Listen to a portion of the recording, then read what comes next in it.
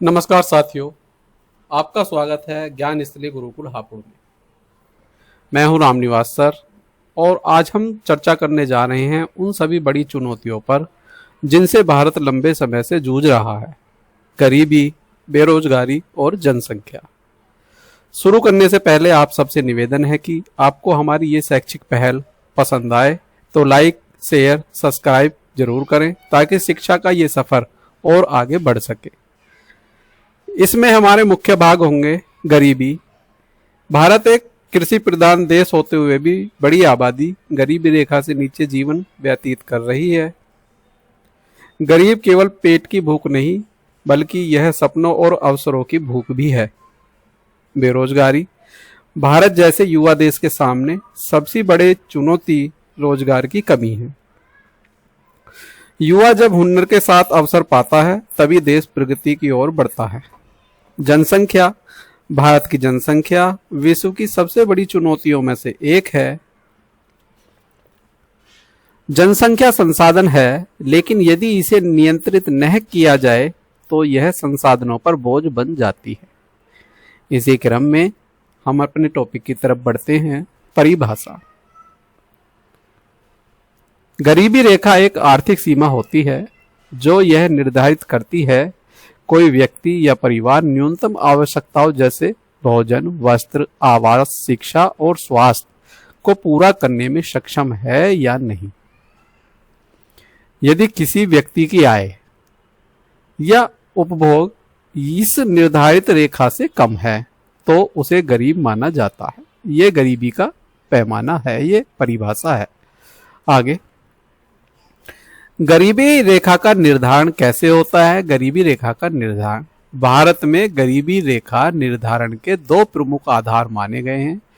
एक है आपका आय आधारित मापदंड और दूसरा है आपका उपभोग आधारित मापदंड। ठीक है साथियों, आगे बढ़ते हैं। इसी क्रम में आगे बढ़ते हुए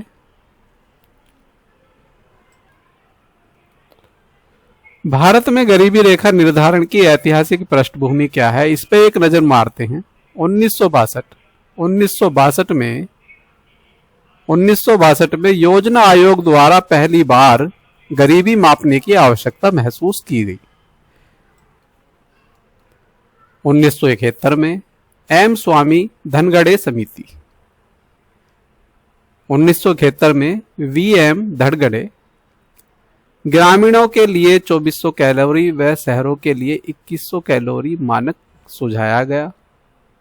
फिर 1979 में ये समिति आई, तालिका के अनुसार आप पढ़ते रहें। 1933 में ये आई, 2009 में ये आई और 2014 में रंगराजन समिति आई। रंगराजन समिति प्रति व्यक्ति दैनिक खर्च ग्रामीण 32 रुपये और शहरी 47 रुपये 47 है तो वो गरीबी रेखा से नीचे नहीं माना जाएगा, वो गरीबी रेखा से ऊपर माना जाएगा। इससे नीचे का खर्च गरीबी रेखा से नीचे माना जाएगा। ये वेरी वेरी मोस्ट इंपॉर्टेंट, इसे आप नोट कर लेना। आगे बढ़ते हैं इसी क्रम में।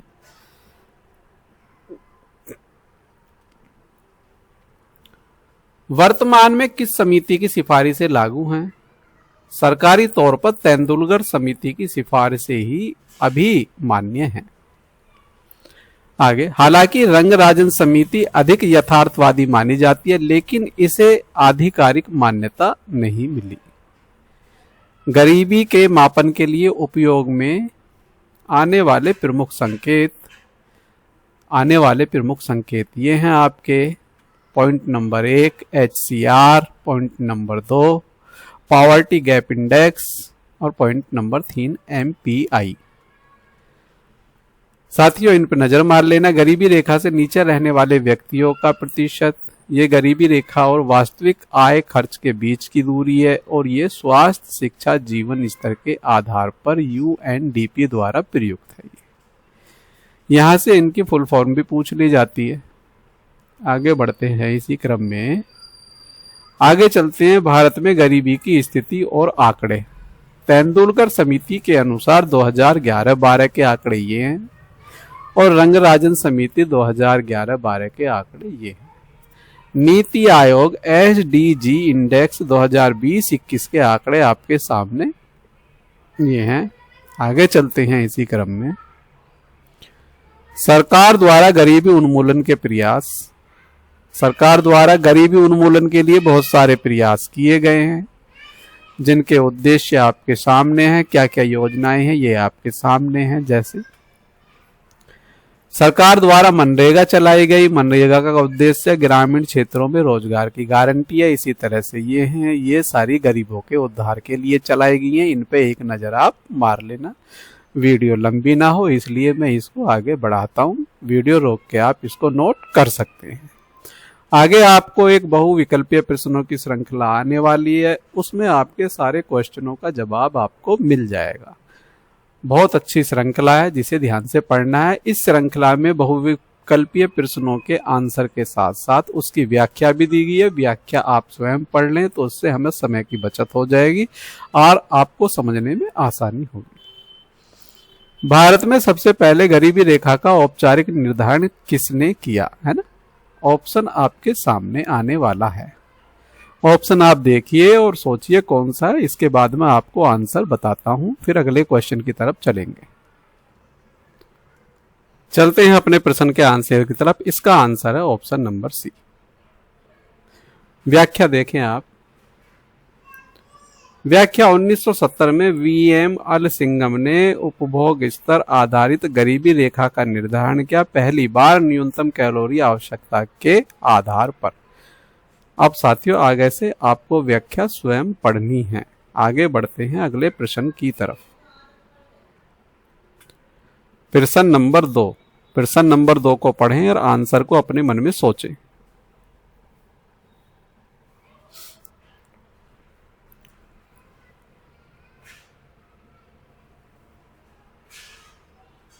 प्रश्न नंबर 2 का आंसर है साथियों सी। अगला प्रश्न आपके सामने।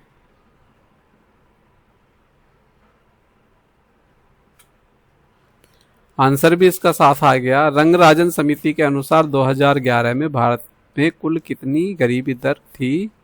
तो ये आपकी 29.5%। अगला प्रश्न।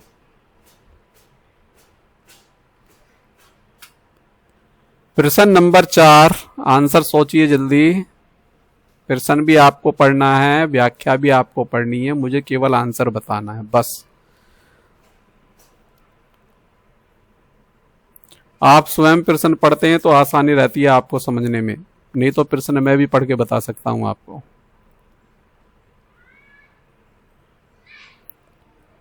ऑप्शन सी इसका करेक्ट।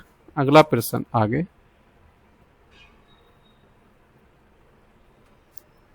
प्रश्न नंबर 5।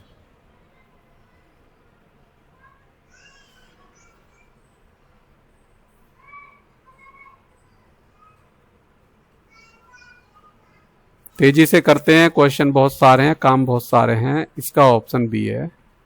अगला प्रश्न।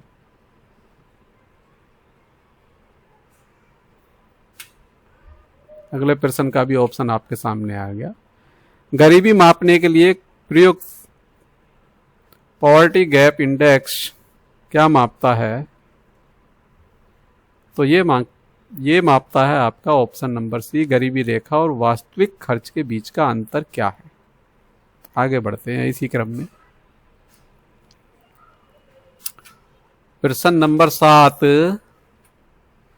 प्रश्न नंबर 7 को पढ़िए, आंसर सोचिए।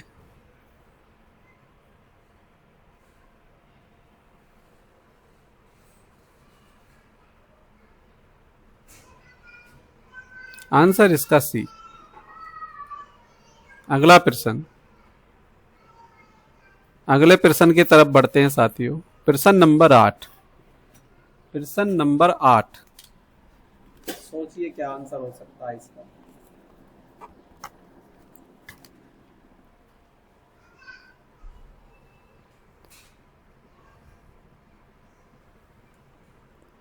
प्रश्न नंबर 8 का ऑप्शन नंबर 1। अगले प्रश्न की तरफ चलते हैं। प्रश्न नंबर 9।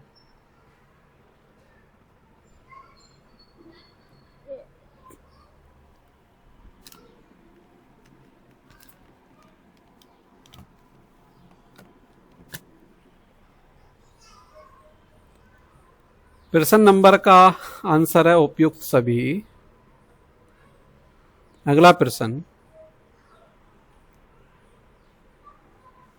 प्रश्न नंबर 10।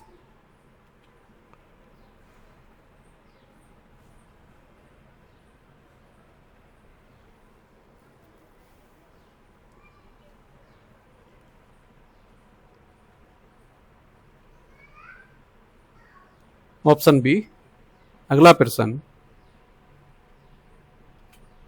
अगला प्रश्न आपके सामने स्क्रीन पर।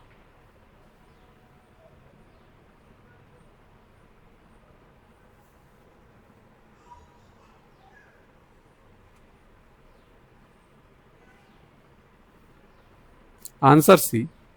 अगला प्रश्न आपके सामने।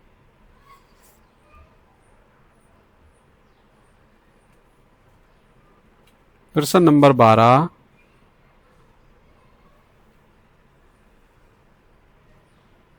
प्रश्न नंबर 12 का आपका सी। अगला प्रश्न आपके सामने। प्रश्न नंबर 13।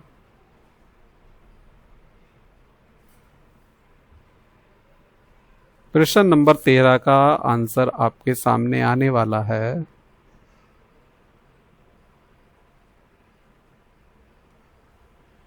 अगला प्रश्न,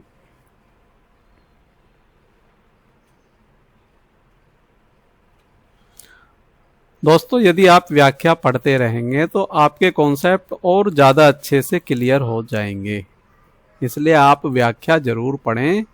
मैंने तो इस पीडीएफ को बनाया है, मुझे तो सारी जानकारी है, इसलिए आपको सीखना है तो पीडीएफ में व्याख्या जरूर पढ़ते रहें। पढ़ने में बिल्कुल भी आलकस ना करें, जल्दबाजी ना करें, आराम से तसल्ली से सीखते रहें। शॉर्टकट रास्ते हमेशा नुकसान देते हैं। किसी भी काम को करने में देर भले ही लग जाए, लेकिन रास्ता ठीक होना चाहिए। अगला प्रश्न नंबर 14।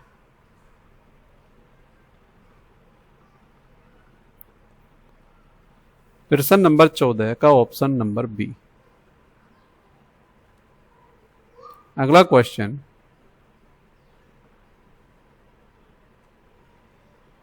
अगला क्वेश्चन,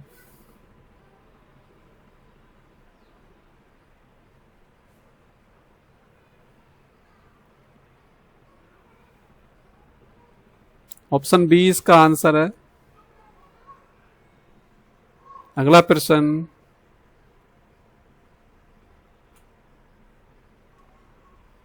प्रश्न नंबर 16। प्रश्न नंबर 16।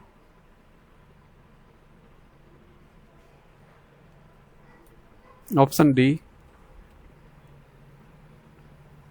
प्रश्न नंबर 17।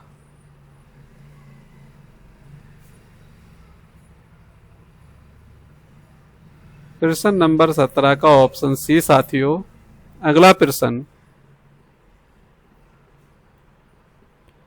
अगला प्रश्न आपके सामने प्रश्न नंबर 18।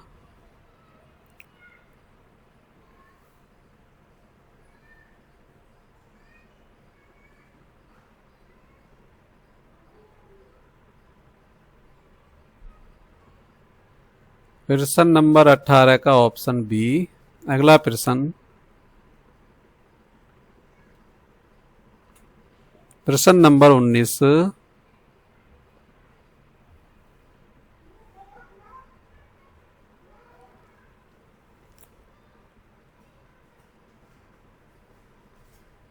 प्रश्न नंबर 19 का ऑप्शन बी इज करेक्ट। अगला क्वेश्चन, बीपीएल की फुल फॉर्म भी साथियों लिख लेना, है ना।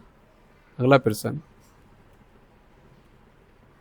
अगला प्रश्न का आंसर भी आपके सामने आ गया। विश्व बैंक द्वारा निर्धारण के अनुसार अत्यधिक गरीबी की वैश्विक परिभाषा क्या है?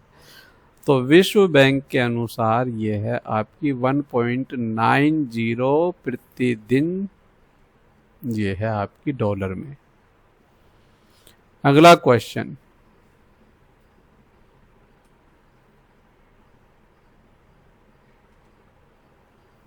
अगला क्वेश्चन,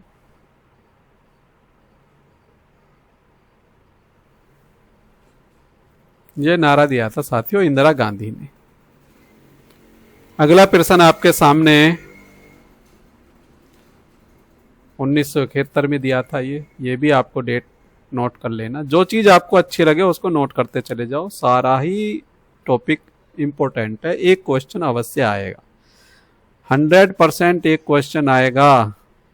यूपी पैट में भी आ सकता है, यूपीएसआई में भी आ सकता है, एसएससी में भी आते हैं, रेलवे में भी आते हैं, सभी जगह यहां से आते हैं। अगला क्वेश्चन, नीचे दिए गए में से कौन सी योजना 100 दिन की गारंटी देती है? तो ये मनरेगा देती है महात्मा गांधी। आगे ये इसकी जो व्याख्या है साथियों, वेरी वेरी मोस्ट इंपॉर्टेंट। व्याख्या किस अधिनियम के द्वारा आई है, ये मोस्ट इंपॉर्टेंट है। 2005 के अधिनियम के द्वारा आई है। अगला प्रश्न, प्रश्न नंबर अगला तीसरा इसका, प्रश्न का सीक्वेंस भी मत जाना, प्रश्न के सीक्वेंस थोड़े हो गए, टाइपिंग मिस्टेक है। प्रश्न नंबर 3, ऑप्शन बी। अगला प्रश्न, अगला प्रश्न, स्वर्ण जयंती ग्राम स्वरोजगार योजना,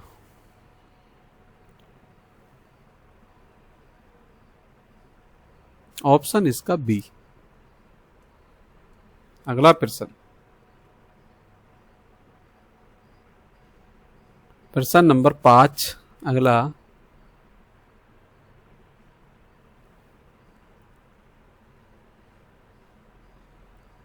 ऑप्शन बी। अगले प्रश्न की तरफ चलते हैं। प्रश्न नंबर 6, IRDP योजना का उद्देश्य क्या था?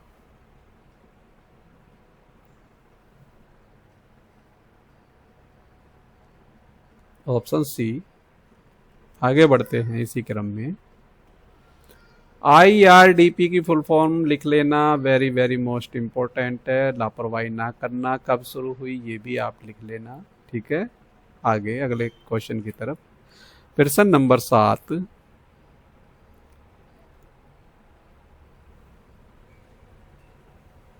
ये है ऑप्शन बी इसका। आगे बढ़ते हैं साथियों।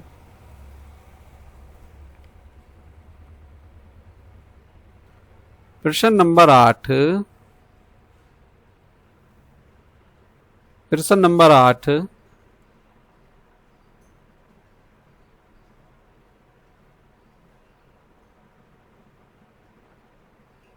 Option C, very good. अगले क्वेश्चन की तरफ चलते हैं। प्रश्न नंबर 9 का आंसर आपके सामने आ गया। इसके बारे में पढ़ते हैं। PMAY योजना किस उद्देश्य से शुरू की गई? तो ये आवास सुविधा के लिए चल रही है साथियों। पूरे भारत में यह योजना चल रही है। यह योजना, इसके बारे में पढ़ते हैं। प्रधानमंत्री आवास योजना का उद्देश्य 2022 तक सभी के लिए आवास सुनिश्चित करना था, लेकिन अब इसकी समय सीमा को बढ़ा दिया गया है। अभी भी यह योजना 2025 में भी जारी है। आगे बढ़ते हैं अगले प्रश्न की तरफ। प्रश्न नंबर 10, प्रश्न नंबर 10,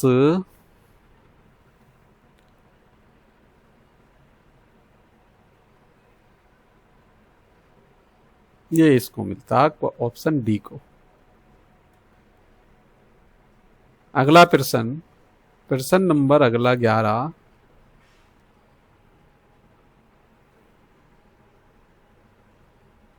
NFSA अधिनियम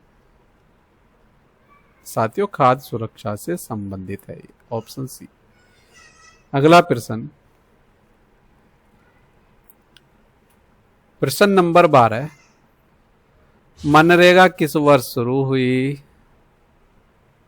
अभी आपके सामने पीछे गया था, 2005 में शुरू हुई। इसकी व्याख्या वेरी वेरी मोस्ट इम्पोर्टेंट। यह अधिनियम 2005 में पारित हुआ और 2006 से पूरे देश में लागू किया गया। आगे बढ़ते हैं इसी क्रम में। प्रश्न नंबर 13 NRLM योजना का उद्देश्य। ऑप्शन आपका बी।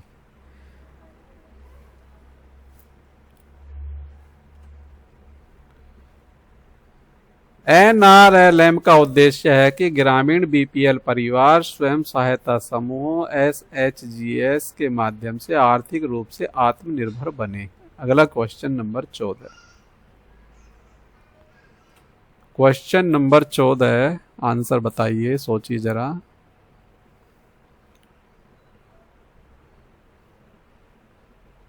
इसमें ये शामिल नहीं है, बाकी सारे हैं। अगला प्रश्न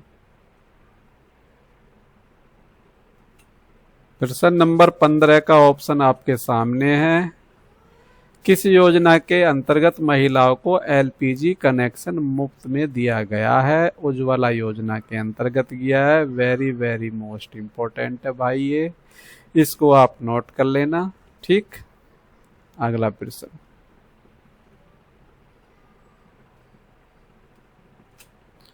प्रश्न नंबर 16। सभी साथियों ध्यान से पढ़ते रहें। दिसंबर तक कालकस छोड़ दीजिए, दिसंबर तक आपके पैट यूपीएसआई सभी एग्जाम हो जाएंगे। जहां तक मुझे लगता, आलस मनुष्य का सबसे बड़ा शत्रु है। प्रश्न नंबर 16। प्रश्न नंबर 16 का आंसर बी। अगले क्वेश्चन की तरफ।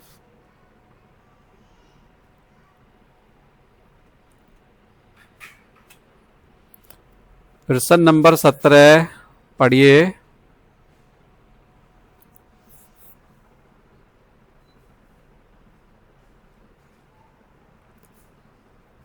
ये देता साथियों ऑप्शन सी। प्रश्न नंबर 18 है।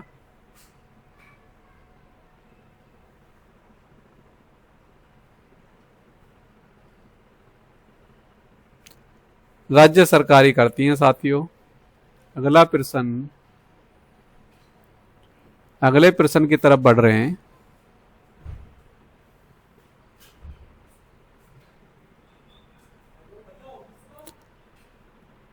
ऑप्शन नंबर ए आपका है ये। यू से आपका अर्बन हो जाता, अर्बन मतलब शहरी। अगला प्रश्न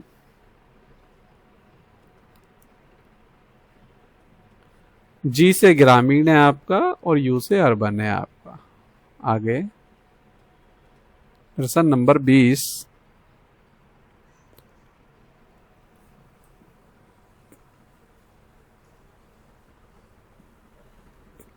ऑप्शन डी।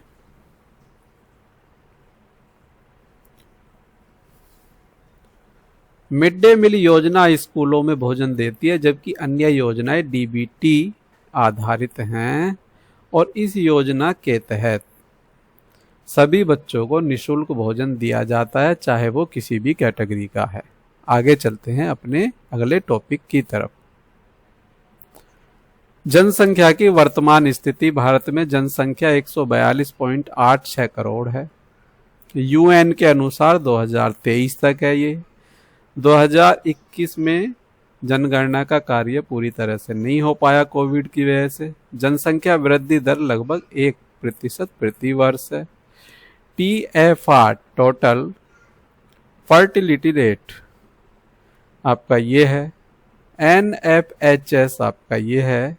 स्त्रीकरण का संकेत जनसंख्या आपके ये, इनको आप पढ़ लेना, नोट डाउन कर लेना। जनसंख्या वृद्धि के कारण, जनसंख्या वृद्धि के ये कारण है उच्च जन्म दर, मृत्यु दर में गिरावट, शिक्षा में कमी, सारे आपके जनसंख्या वृद्धि के कारण है, सारे के सारे। आगे चलते हैं।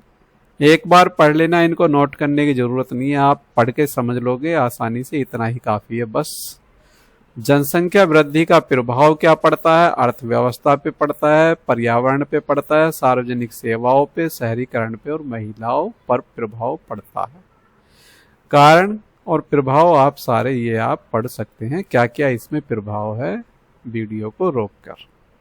प्रयास हमारा ये है ज्यादा से ज्यादा कंटेंट आपको ज़्यादा से ज़्यादा कंटेंट आपको छोटी से छोटी वीडियो में समझा दिया जाए। कुछ सकारात्मक पहलू भी हैं इसके, सकारात्मक पहलू आपके ये हैं। आगे बढ़ते हैं इसी क्रम में। सरकारी प्रयास क्या किया गया इसके लिए? सरकारी प्रयास आपके लिए तालिका में ये आपके निम्न समझाए गए हैं। पीएफआर की फुल फॉर्म आपको ऊपर बता दी गई है, उसे आप नोट डाउन कर लेना, है ना। 2000 ये आपका मिशन परिवार विकास क्या है इनके अंतर्गत, ये आप नोट कर लेना। वीडियो को रोक के आप इनको समझ लेना, ठीक है साथियों। संविधान का अनुच्छेद 47, संविधान का अनुच्छेद 47 नीति निर्देशक तत्वों के अंतर्गत आता है। इसके अंदर क्या प्रावधान है? जनसंख्या नियंत्रण को स्वास्थ्य सुधार से जोड़ता है। आगे बढ़ते हैं। प्रश्न नंबर 1 इसी टॉपिक का। प्रश्न नंबर 1 आंसर आप बताइए जल्दी से सोच के, क्या हो सकता है?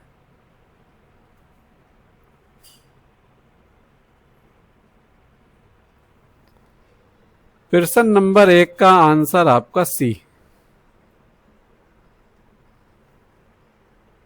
व्याख्या आप स्वयं पढ़ लीजिए, वीडियो को रोककर व्याख्या आप पढ़ें, आगे आप बढ़ें। प्रश्न नंबर 2, प्रश्न नंबर 2 का आंसर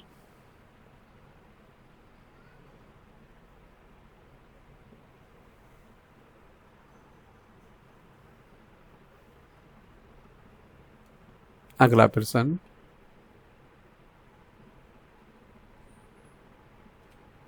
प्रश्न नंबर 3, प्रश्न नंबर 3 का ऑप्शन आपका सी इज द बेस्ट ऑप्शन। अगला प्रश्न, प्रश्न नंबर 4, प्रश्न नंबर 4 आगे बढ़ते हैं। प्रश्न नंबर 5,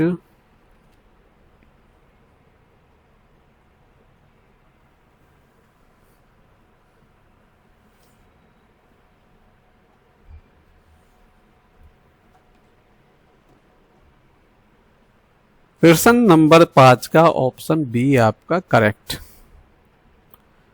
आगे चलते हैं अगले प्रश्न की तरफ। प्रश्न नंबर 6, प्रश्न नंबर 6 ऑप्शन सी। प्रश्न नंबर 7 अगला प्रश्न,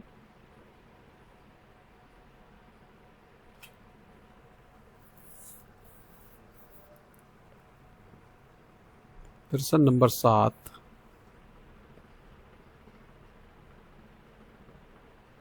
ऑप्शन ए। अगले प्रश्न की तरफ चलते हैं। प्रश्न नंबर 8,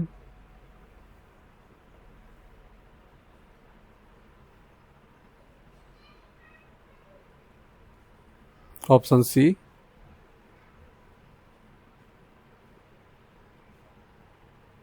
प्रश्न नंबर 9,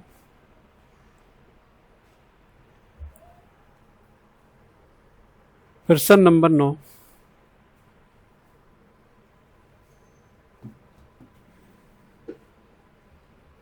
ऑप्शन सी। अगले क्रम में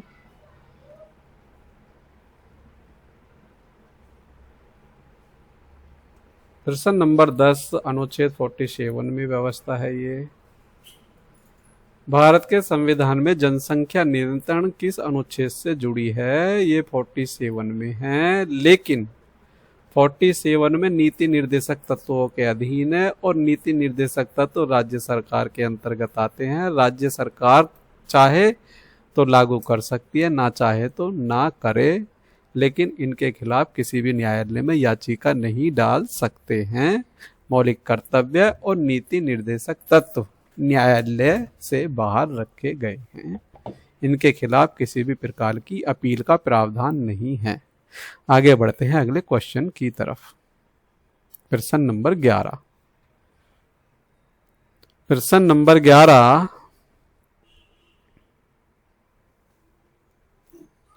प्रश्न नंबर 11 ऑप्शन सी। अगले प्रश्न की तरफ। प्रश्न number 12।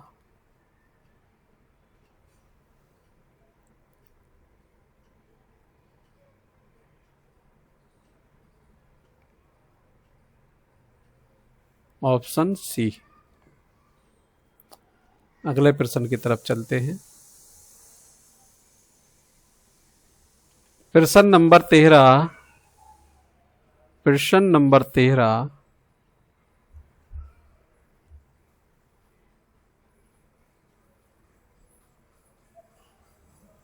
Option C correct answer. अगला प्रश्न, प्रश्न नंबर 14। प्रश्न नंबर 14 का आंसर आपके सामने आ गया। इसने कहा है NFHS का पूरा नाम क्या है। साथियों, ये फुल फॉर्म बहुत आती है, इसलिए इसका पूरा नाम आप नोट डाउन कर लेना। आगे बढ़ते हैं अगले प्रश्न की तरफ। भारत में सबसे कम TFAR किस राज्य का है।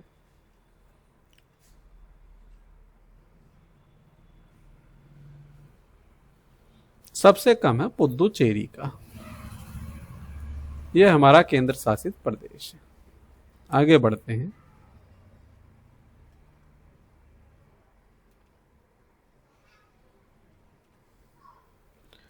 जनसंख्या वृद्धि के कारणों में कौन सा शामिल नहीं है। ऑप्शन इसका सामने आ गया। वैश्वीकरण नहीं है, बाकी आपके सारे हैं। ये भी है आपका, अशिक्षा भी है आपका। अशिक्षा तो सबसे ज्यादा है। ये तो बच्चों को पैदा करना भगवान का वरदान मानते हैं और इनकम में बढ़ोतरी का साधन मानते हैं। इनसे बचा के रखे भगवान बस। आगे अगला प्रश्न।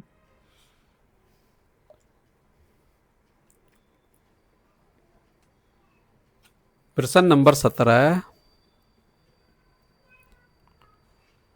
प्रश्न नंबर 17 का ऑप्शन सी। अगला प्रश्न। प्रश्न नंबर 18। 18 का ऑप्शन बी आपके सामने आ गया। क्या है इसमें पढ़ते हैं। जनसंख्या वृद्धि को नियंत्रित करने में सबसे प्रभावी उपाय कौन सा है। तो सबसे प्रभावी उपाय महिला शिक्षा और सशक्तिकरण है।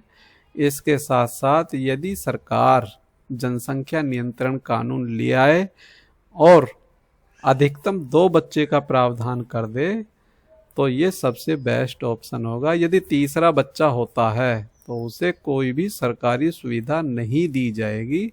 ये मेरा अपना व्यक्तिगत विचार है। अगले क्वेश्चन की तरफ बढ़ते हैं। प्रश्न नंबर 19।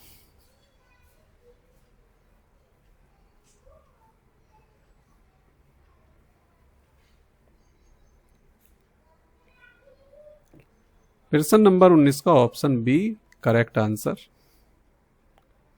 अगले प्रश्न की तरफ।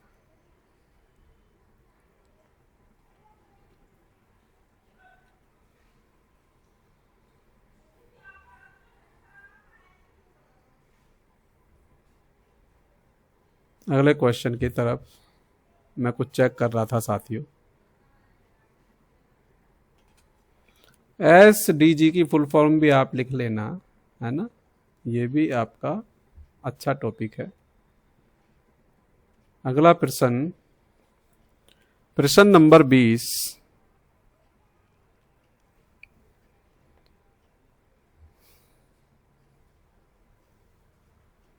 20 का ऑप्शन सी। अगला प्रश्न,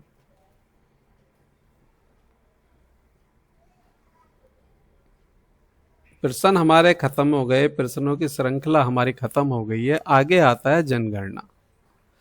जनगणना के बारे में पढ़ेंगे हम। जनगणना क्या है। जनगणना किसी देश की जनसंख्या, उसकी सामाजिक आर्थिक स्थिति, सांस्कृतिक विशेषता और निवास की दशाओं आदि का व्यवस्थित सांख्यिकीय संकलन है। भारत में हर 10 वर्ष में एक बार आयोजित की जाती है। यह न केवल जनसंख्या की गिनती है बल्कि नीति निर्माण, योजना निर्धारण और संसाधनों के वितरण के लिए आधारशिला भी है। ये जनसंख्या एक राष्ट्र की आत्मा की गणना है। ये न केवल लोग बल्कि उसकी स्थिति, पहचान और आवश्यकता भी है। ये आगे बढ़ते हैं इसी क्रम में। भारत में जनगणना का इतिहास। भारत में 1872 में पहली गैर एकीकृत जनगणना बंगाल प्रेसिडेंसी में हुई। उसके बाद 1881 में पहली समेकित अखिल भारतीय जनगणना की गई। फिर इसके बाद आगे बढ़ते हैं 2011 अब तक की 16वीं जनगणना। ठीक है जी। इसके बाद 2021 कोविड के कारण स्थगित रही, पहली बार डिजिटल जनगणना की तैयारी यहां की गई। आगे बढ़ते हैं।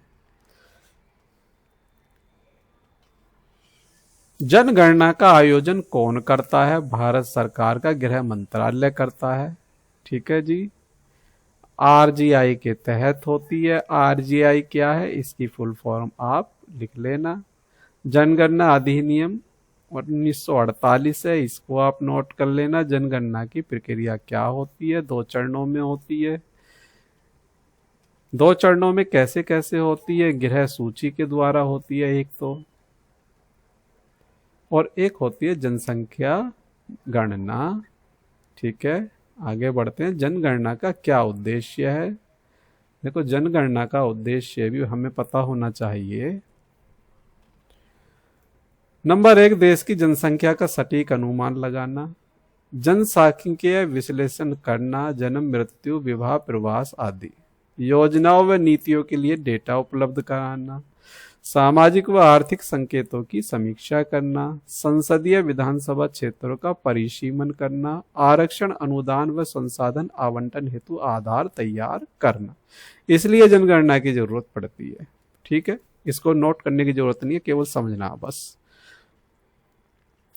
जनगणना 2011 के मुख्य आंकड़े। जनगणना 2011 के मुख्य आंकड़े कुल जनसंख्या ये है आपकी।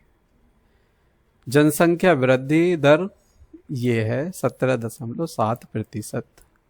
लिंगानुपात 1000 पुरुषों पर 943, 43 महिलाएं। ये वाला आपका वेरी वेरी मोस्ट इंपोर्टेंट। सारी चीज मोस्ट इंपोर्टेंट है, इसे नोट कर लेना। साक्षरता दर, जो साक्षरता दर है वो ये है आपकी। सर्वाधिक जनसंख्या वाला राज्य ये है आपका। न्यूनतम जनसंख्या वाला आपका ये है। सर्वाधिक साक्षर राज्य आपका केरल है 94%। न्यूनतम साक्षर वाला आपका बिहार है, ये आपका 63.8%। इससे संबंधित बहुविकल्प के क्वेश्चनों की सीरीज शुरू होती है। पहले क्वेश्चन का आंसर सोचिए।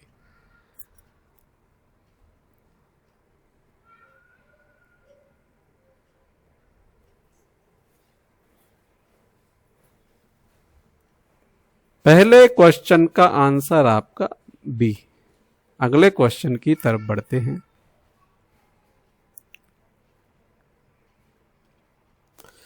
क्वेश्चन नंबर 2,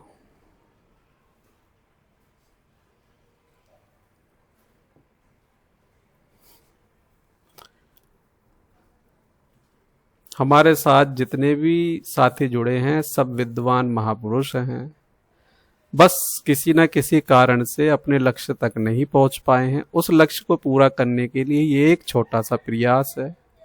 यह प्रयास मैं समझता हूँ आप सबको पसंद आया होगा। मेरी जितनी भी वीडियो आएंगी इसी तरह की आएंगी। शालीनता के साथ मैं वीडियो बनाता हूँ। ज़्यादा से ज़्यादा चीज़ों को कम से कम कंटेंट में समझाने का प्रयास करता हूँ। इधर उधर की बात करना मेरी आदत नहीं है। अगला क्वेश्चन नंबर 2। क्वेश्चन नंबर 2 का आंसर है आपका सी। अगले क्वेश्चन की तरफ बढ़ते हैं। अगला क्वेश्चन है हमारा ये आपके सामने, question number 3।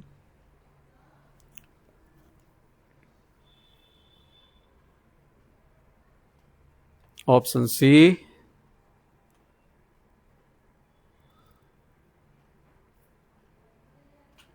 Question number 4।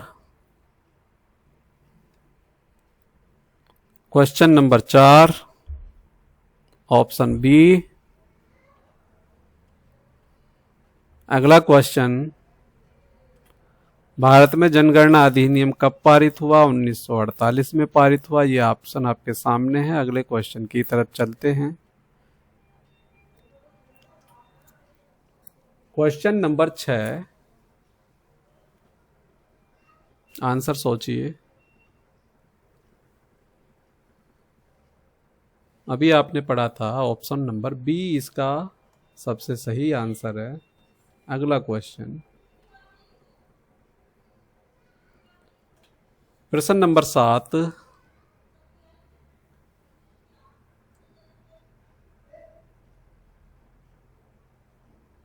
Option इसका बी। अगला क्वेश्चन की तरफ चलते हैं। प्रश्न नंबर 8,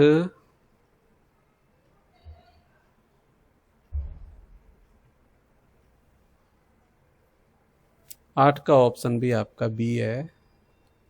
आगे बढ़ते हैं।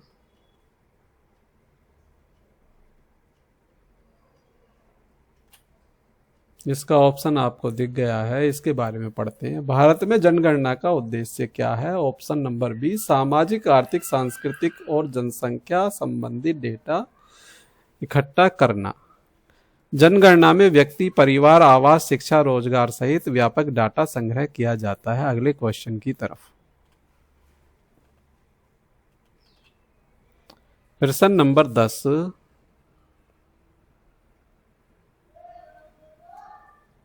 प्रश्न नंबर 10 का ऑप्शन आपका सी करेक्ट।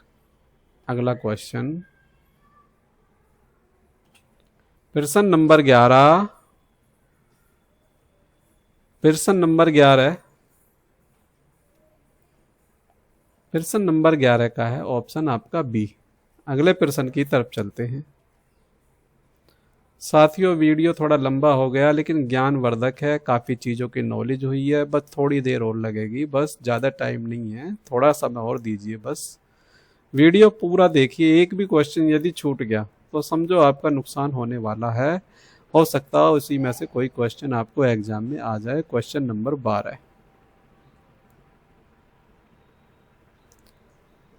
12 का भी आपका बी है साथियों। आगे बढ़ते हैं अगले क्वेश्चन की तरफ। क्वेश्चन नंबर 13, क्वेश्चन नंबर 13 का आपका ऑप्शन ए। अगला क्वेश्चन, अगले प्रश्न की तरफ चलते हैं। प्रश्न नंबर 14,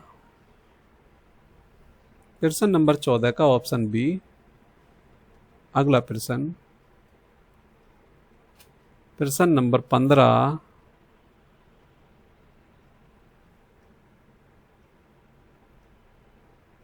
सोचिए जल्दी।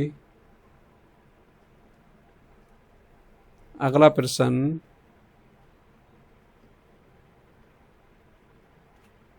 प्रश्न नंबर 16,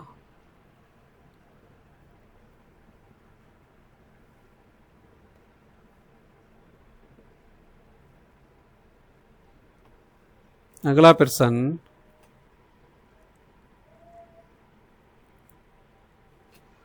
प्रश्न नंबर 17, प्रश्न नंबर 17 का ऑप्शन ए। अगला प्रश्न आपके सामने,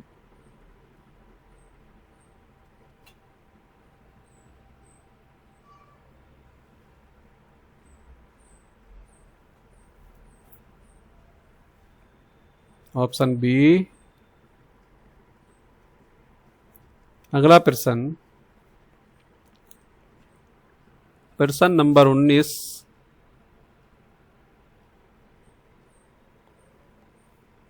का है साथियों सी। अगला प्रश्न,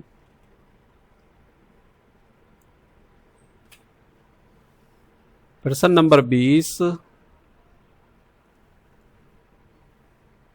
एनपीआर का फुल फॉर्म दोस्तों याद रख लेना, very very most important. Option इसका ए है।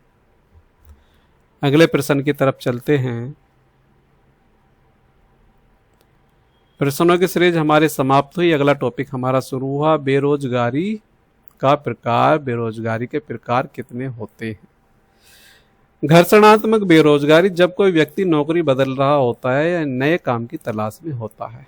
ठीक है साथियों, आगे बढ़ते हैं। संरचनात्मक बेरोजगारी, अर्थव्यवस्था के ढांचे में परिवर्तन के कारण रोजगार की मांग और पूर्ति में असंतुलन। आगे आप पढ़ लेना। चक्रवाती बेरोजगारी, चक्रवाती बेरोजगारी में आर्थिक मंदी या व्यापार चक्र के नकारात्मक चरण, इन्हें आप पढ़ना आगे, है ना। अगला मौसमी बेरोजगारी, मौसम या ऋतु विशेष के कारण रोजगार का सीमित होना। संकट में बेरोजगारी, जब अधिक श्रमिक काम कर रहे हो और उनकी उत्पादकता कम हो, इसे बोलते हैं संकट में बेरोजगारी। जैसे आपका ये कृषि में है। आगे चलते हैं अगले प्रश्न की तरफ। स्वैच्छिक बेरोजगारी, स्वैच्छिक बेरोजगारी, जब कोई व्यक्ति नौकरी नहीं करना चाहता या उपलब्ध वेतन से संतुष्ट नहीं हो, बेहतर नौकरी की तलाश में अस्थायी बेरोजगारी। प्रश्नों की सीरीज की तरफ चलते हैं। वहां से हमने मेन चीज समझ ली, बाकी हम यहाँ समझने का प्रयास करते हैं। पहले प्रश्न का आंसर आप बताइए, क्या हो सकता है आपके अनुसार? Option number B best option. अगला प्रश्न,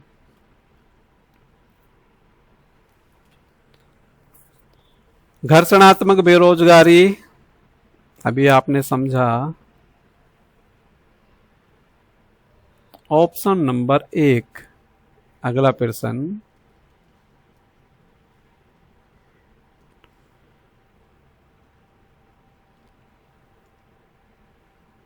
प्रश्न नंबर 3 का भी बी। अगला प्रश्न, प्रश्न नंबर 4, प्रश्न नंबर 4 का ऑप्शन ए। अगला प्रश्न, प्रश्न नंबर 5 का ऑप्शन आपके सामने आ चुका है।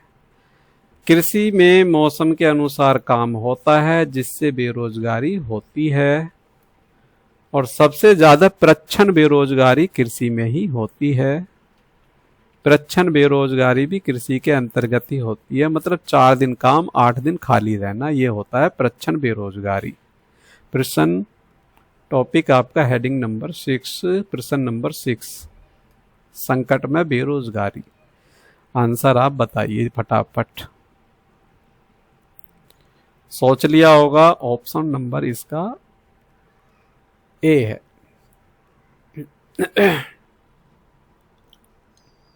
अगला प्रश्न, प्रश्न नंबर 7, प्रश्न नंबर 7 का साथियों बी। अगला प्रश्न, अगला प्रश्न, बेरोजगारी की मुख्य सामाजिक समस्या क्या है? ऑप्शन बी आपका करेक्ट। अगला प्रश्न, भारत में बेरोजगारी को कम करने के लिए कौन सी योजना लागू की गई है?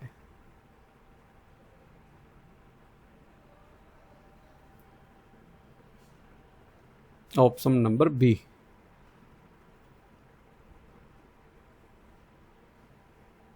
अगला प्रश्न आपके सामने, आंसर भी आपके सामने। बेरोजगारी दर का मापन किससे किया जाता है? ऑप्शन नंबर बी से है ये आपका लेबर फोर्स सर्वे।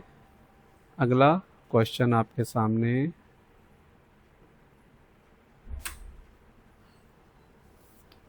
प्रश्न नंबर 11, प्रश्न नंबर 11 का ऑप्शन ए आपका सबसे बेस्ट ऑप्शन है। अगला प्रश्न नंबर 12, प्रश्न नंबर 12 का आपका सी। अगला प्रश्न, प्रश्न नंबर 13, जल्दी सोचो साथियों, बस वीडियो पूरे होने वाली है, टॉपिक भी हमारा खत्म होने वाला, बस 5-6 क्वेश्चन और बचे हैं।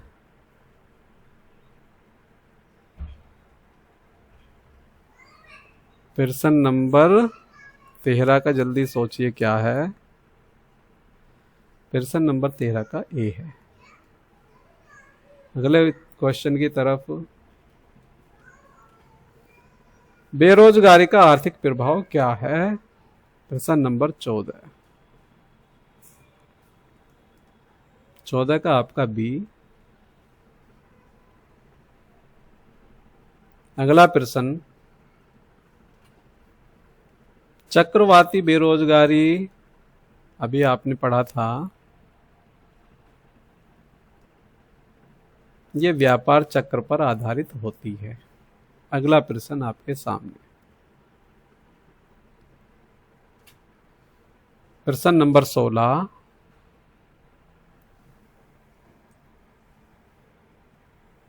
ऑप्शन सी इसका बेस्ट ऑप्शन है। अगला प्रश्न। प्रश्न नंबर 17। संकट में बेरोजगारी। अगला प्रश्न।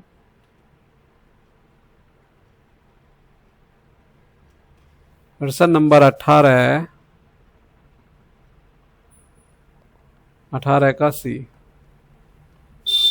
अगला प्रश्न आपके सामने। प्रश्न नंबर 19।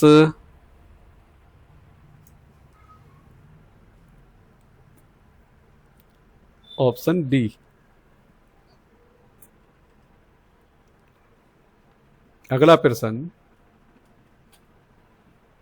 अगला प्रश्न। प्रश्न नंबर 20। प्रश्न नंबर 20 का आपका ऑप्शन।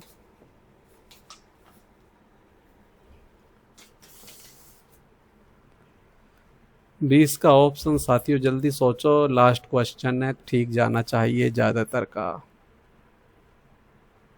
Option A.